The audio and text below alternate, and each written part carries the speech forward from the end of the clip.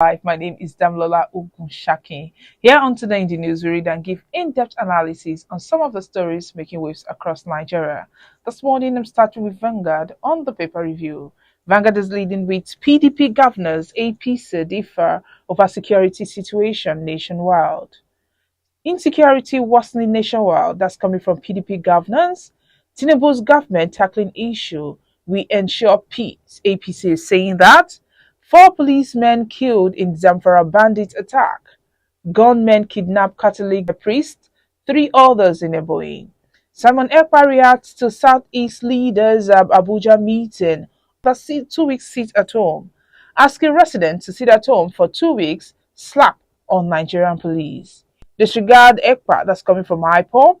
Enugu residents account losses says, we can't cope anymore. You can see that story on page 5 of Vanguard newspaper. And on page 3, we have reps ask federal government to lift ban on fuel sales in international borders. Not all land borders are open. That's coming from acting customs CG, affirmed seizure of smuggled fuel. And on page 16, Baba Ahmed says, in real terms, the villagers live and work entirely under conditions dictated by the bandits. Basically, villagers first prepare abandoned farmlands now belonging to the bandits at the onset of the planting season and then move to their own farm. In Babalola on page 22 says, I am on the firm view that for this student loan to succeed, the president should amend the law and appoint the members of the committee, including the chairman, from successful and political entrepreneurs and professionals.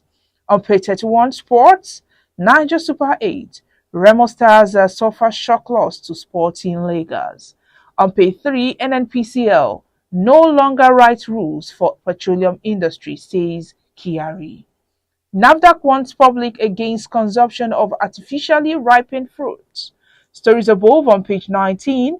Investors gain 1.93 trillion naira in 2 days as stock market hits 15-year high. While we invested in First Bank, Honeywell Group speaks about 15% stake in FBNH. Benue killings not perpetrated by outsiders is coming from Governor Alia. Tinubu expresses sadness over plateau killings. You can see the stories on pages 26, 10, and 4. Lastly, on Vanguard newspaper, PDP suffers setback as Akpabio names chairman for special committee. You can see that on page 9. Now, let's move to the Punch newspaper. Punch is leading with Naira devaluation. Nigerian students face tough times in United Kingdom. Tuition soars by 60%. New forex rate threatens overseas students. Indebted scholars barred from classes. Parents beg federal government for concession as tuition. Living costs climb amid forex crisis. That can be seen on page 2. On page 28, Parnell storms Autumn's automobile workshop impound vehicles. Police kill sit-at-home enforcers. IPOP declares 14-day lockdown. Stories above. PDP governors demand credible polls in Bayelsa, Imo, Kogi. APC crisis deepens as Omisore labels Lukman black sheep. You can see that on page 27 of the Punch newspaper. Now let's move to the Nation.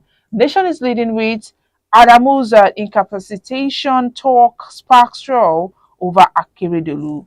Ondo State PDP raises dust. Deputy Governor, I spoke with him on Sunday. You can see that on page 4. Senate to investigate a 9.3 trillion naira spent on petrol subsidy in 30 months. NNPCL spent 400 billion naira monthly. Oil giant soon to go public. You can see that on page 9. Senate set up 7 ad hoc committees. Tinubu sad over Plateau and Benue killings. You can see that on page 27. Stories above. How Wike helped Tinubu to win Rivers by Okocha. No ministers list yet, says APC. What in circulation? Fake. You can see that on page 29. Lastly, on the Nation newspaper, VAT likely to go up. Naira sells at 788 naira per dollar in official and parallel markets. You can see that on page 7. Lastly, let's look at the Guardian. Guardian is leading with Akpabio, 13 senators to earn over 5.6 billion naira ex-governors pension and benefits.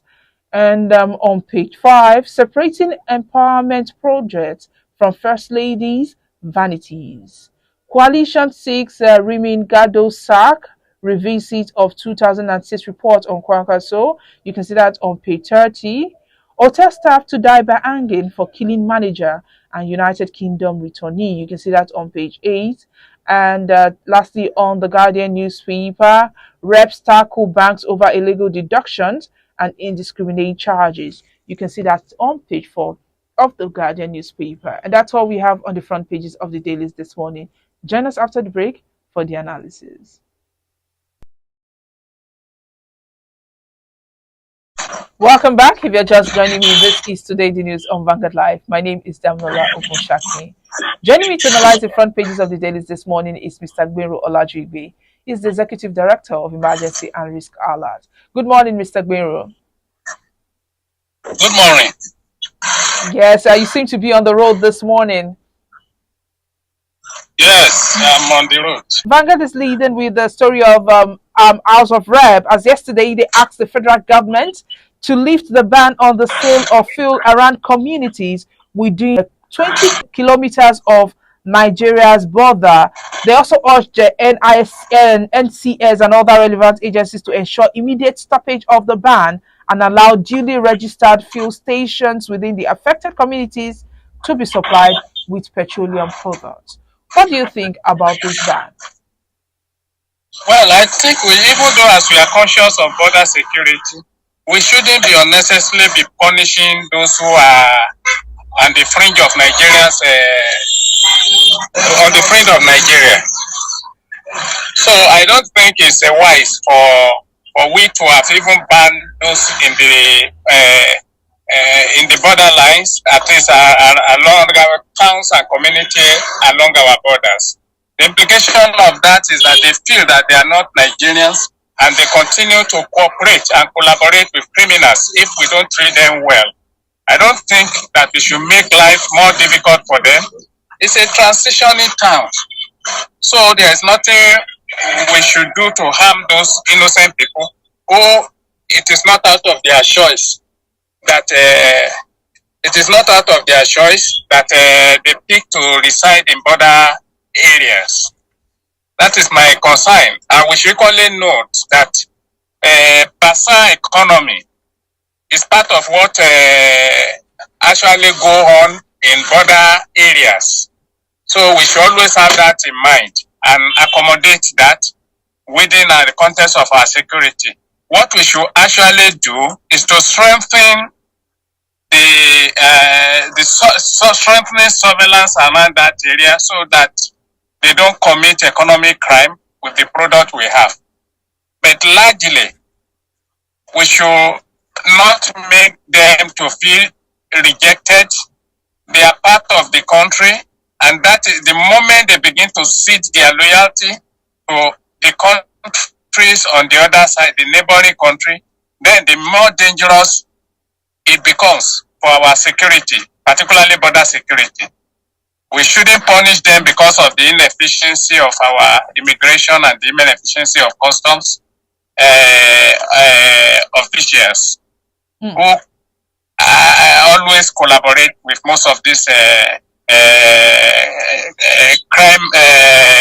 border criminals who diminish our economy. I think that should be the thought that should control our destiny. And more so, we should strengthen our border security architecture. So that should be incorporated, since we know that most of the problem we have, even beyond the exportation or re-exportation of what we call oil today, of fuel today, the larger implication of this is that it has security implication for Nigeria, not even economic implication alone. If you look at most of the, we have spoken about non-Nigerian Fulanis as part of the problem we have in Nigeria. I don't think we should complicate that. The moment the border towns, border communities realize that they are part of Nigeria and we treat them as such in terms of our economic relationship with them, economic harmony with them, then they become patriotic enough to help the government to fight crime. All right, since this ban was announced in 2019, I mean, this is 2023 now, will you say the ban helped reduce smuggling? Of course, it has not stopped, but has it helped reduce the smuggling of subsidized petroleum products? It has not. There is nothing that we have achieved with the ban on everything. I don't think we have achieved anything because they still come in one way or the other. As long as you have people who are addicted to corruption in the services of immigration, in the service of customs, and of course those who have responsibility for security. It doesn't matter how much how long you ban certain thing and everything. They will find their way into the country. Even the one that is not approved in any way, they still find their way into the country. We see them in the markets and everything. So we must begin to look seriously. How do we review and reform our security sectors, including internal and external security sectors, so that we are able to ward off crime and criminalities, and of course make our country not safe, make our country more prosperous. It doesn't matter. I don't see any achievement that Buhari made by even imposing ban on the borders. People still buy rice, and of course, when you don't have sufficiency of local rice, it's inevitable that foreign rice will find its way one way or the other. The same thing with vehicles. Still bringing vehicles into Nigeria, even albeit illegitimately. And the part of it is that the danger of it is that you are losing on both ends. What you should be gaining, you are not gaining. And another thing is that it has capacity to create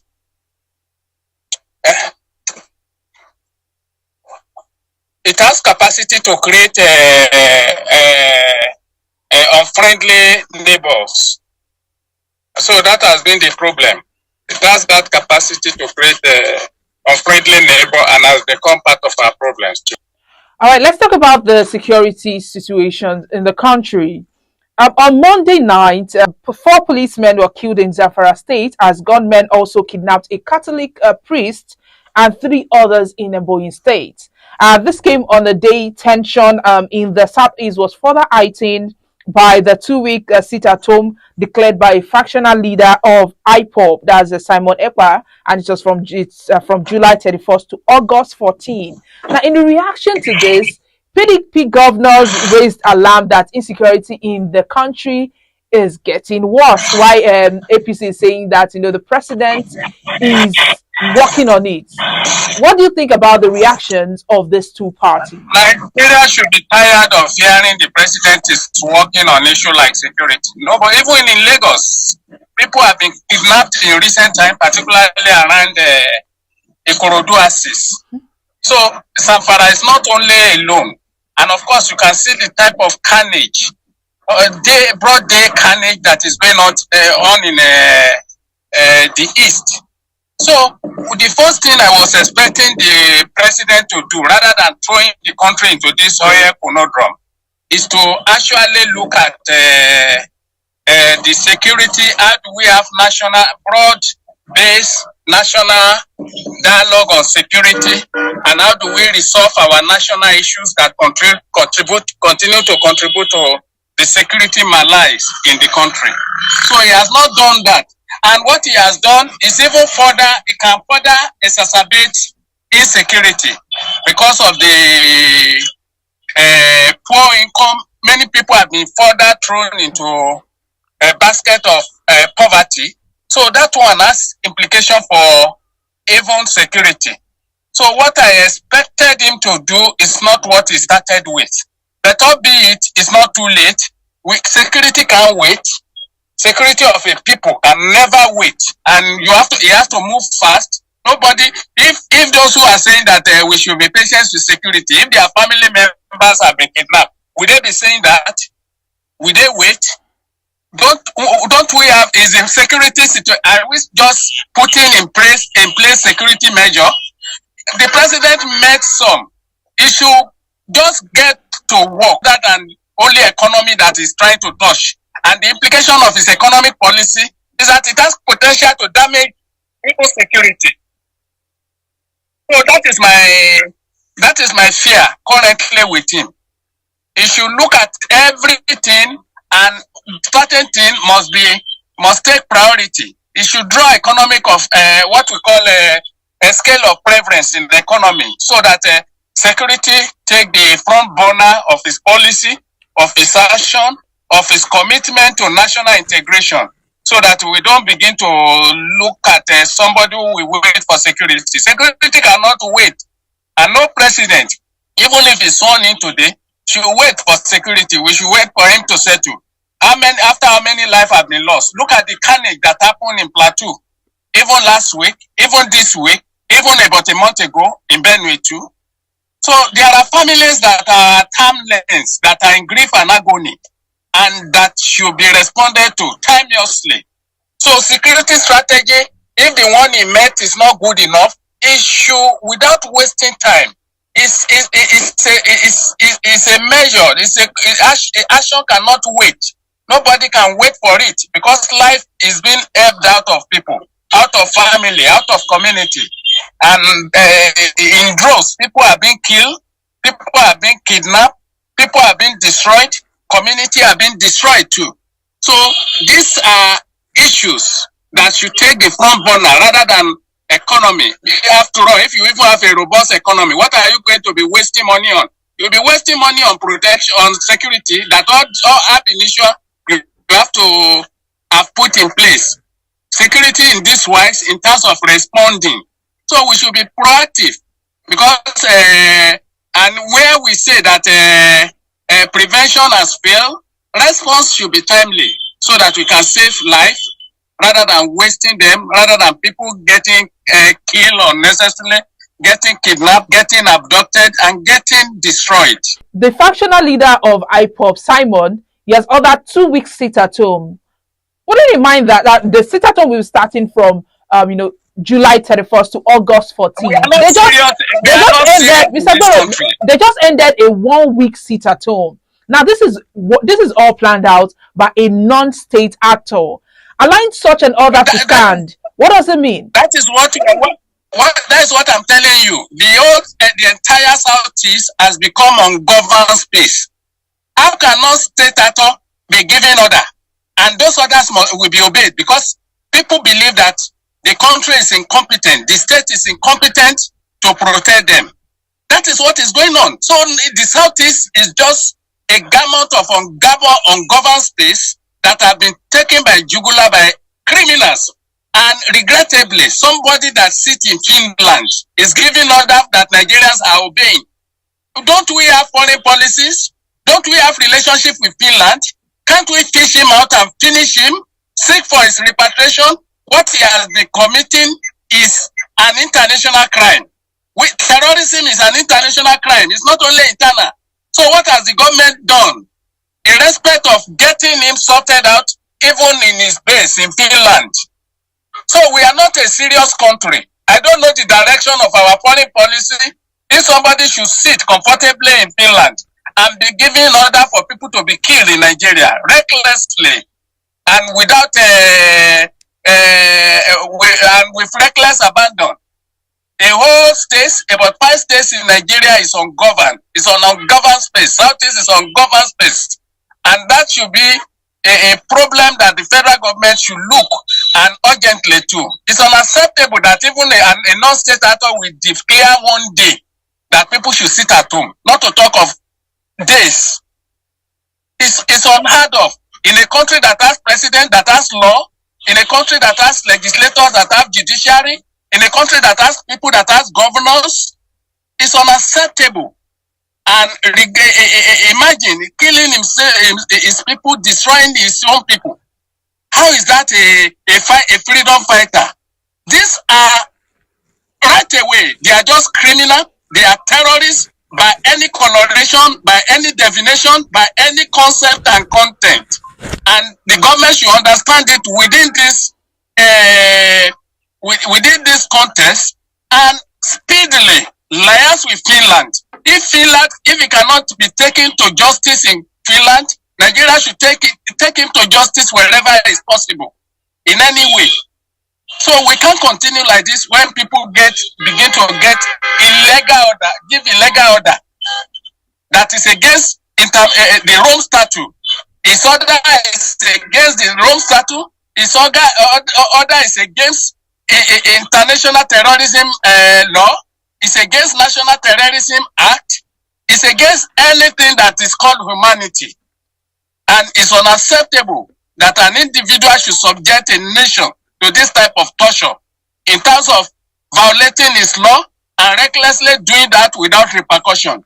So the joke is on federal government that has a responsibility for foreign policy, that has responsibility to say no, that has a responsibility for protection of local people. There is no fewer than 14 sitting senators, including the Senate President Godswill Akpabio, withdraw pensions and other benefits worth 5.6 billion naira from their states for the duration of the 10th Senate. But that excludes the former governor of Ogun State, Senator Benga Daniel.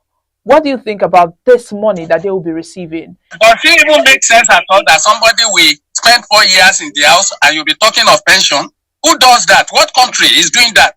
And this is a country that is borrowing money up and down. And does it even make sense, assuming that it's even severance package, that somebody will be re-elected and is drawing money, is drawing salary, and we still collect severance package as if it's severed from National Assembly? And these are characters that you want ordinary Nigeria to be making sacrifice for. Those who have no mercy, who are cruel, the leadership in Nigeria and the constitution are at variance. They brush away constitution. Look at the type of fraudulent constitution. You are talking of people fraudulently bringing in oil. You are not talking of fraudulent senators and other legislators that continue to collect from bogus, illegal, and immoral salaries. Call it any name they like. Constituencies allowance. They call it any name they like.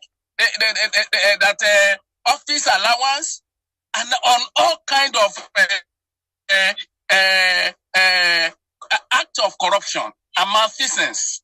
So we are in a country that is dysfunctional economically, dysfunctional politically, dysfunctional socially. So there's no logic in what you are reading now that a legislator will spend 4 years and will be collecting salary. Was it pension? Were they not collecting pension where they were before? Assuming that it's even legitimate, for the sake of this argument, are we not supposed by now to ask them where were they working before? Were they not pay pension there? Were they pensionable there? So those are issues. Those are the things that we should consider. The National Agency for Food and Drug Administration and Council, that NAFDAC, they've warned members of the public against the consumption of fruit artificially ripened with carbon carbide.